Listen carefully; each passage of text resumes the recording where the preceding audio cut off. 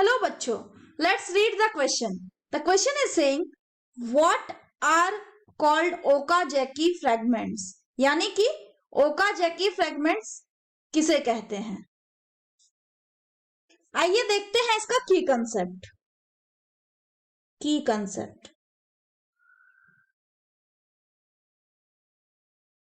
की कंसेप्ट क्या होगा? DNA replication.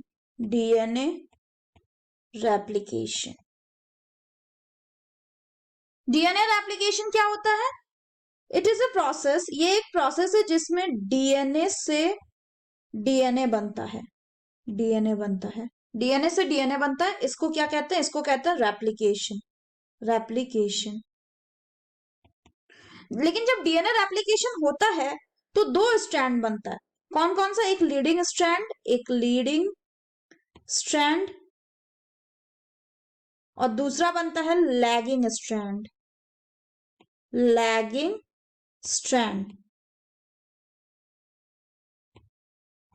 लीडिंग को क्या कहा जाता है? कंटिन्यूअस. और इसको क्या कहा जाता है? लैगिंग को. इसको कहा जाता है डिसकंटिन्यूअस. और हम ये भी जानते हैं कि जो डीएनए रेप्लिकेशन होता है वो किस डायरेक्शन में होता है? वो 5 प्राइम. वो किस डायरेक्शन में होता है? वो 5 प्राइम टू 3 प्राइम डायरेक्शन में होता है.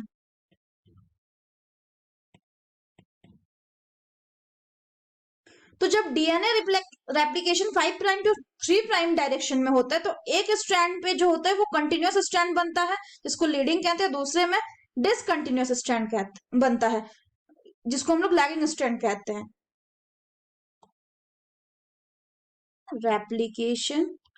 Replication progression.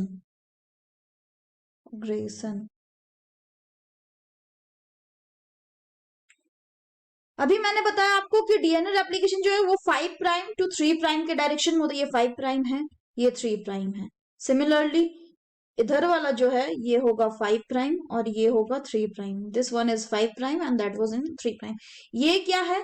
ये जो है ये है प्राइमर. ये जो ऊपर वाला रेड कलर का स्ट्रैंड है ये कौन सा स्ट्रैंड हो जाएगा? ये होगा लीडिंग और कंटिन्यूअस स्ट्रैंड. और ये जो है ये कौन सा? ये है लैगिंग स्ट्रैंड और डिसकंटिन्यूअस स्ट्रैंड.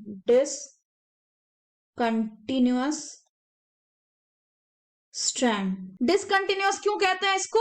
डिसकंटिन्यूअस इसलिए कहते हैं क्योंकि ये फ्रेगमेंट्स में बनता है, फॉर्म्ड इन स्मॉल फ्रेगमेंट्स. और इन्हीं फ्रेगमेंट्स का क्या नाम है? इन्हीं फ्रेगमेंट्स को कहते हैं ओकाजाकी फ्रेगमेंट्स.